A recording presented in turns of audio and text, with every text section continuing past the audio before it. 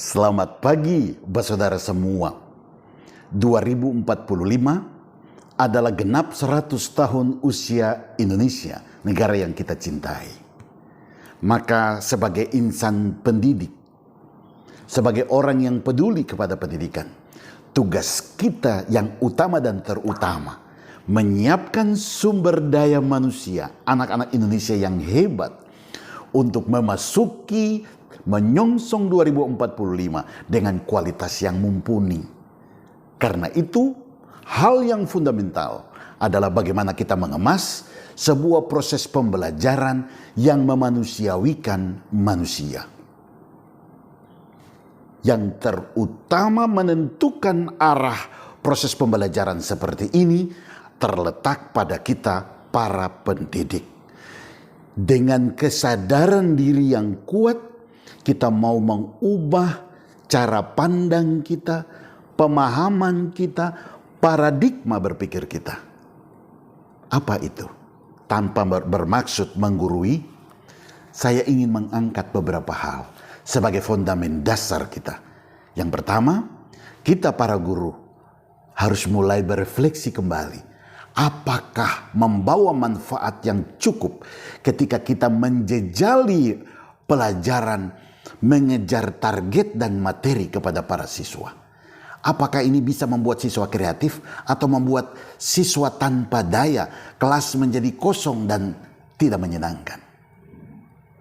Sejatinya guru kita semua harus menghidupkan pengetahuan. Karena kebenaran guru bukan lagi sesuatu yang absolut. Murid tidak bisa kita paksa untuk nurut apa maunya kita. Karena mereka sendiri yang harus mencari dan terus mencari. Mereka tidak akan hidup selamanya bersama orang tua dan para guru. Mereka akan menjadi insan mandiri yang menentukan langkah hidup mereka. Tugas kita mempersiapkannya. Karena itu, kelas-kelas bukan lagi menjadi sebuah sarana, sebuah tempat untuk menyucikan traktat-traktat penuh tulisan dan angka. Pengetahuan bukan lagi ayat-ayat penuh dogma yang harus didrill kepada mereka. Ilmu jangan lagi hanya menjadi objek hafalan. Siapa yang hafalan baik, dialah yang kita anggap paling unggul. Karena esensi dari ilmu adalah untuk memahami dan menuntaskan persoalan-persoalan dalam hidup. Biarlah ini menjadi hadiah istimewa kita untuk para siswa kita.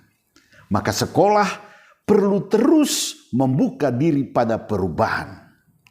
Guru jangan segan beradaptasi dengan kebaruan.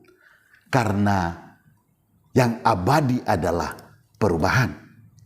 Sehingga dengan demikian, belajar di dalam kelas, di luar kelas menjadi sebuah proses yang menyenangkan. Agar kreativitas tumbuh, berkembang terus-menerus menjadi kekuatan bagi para siswa.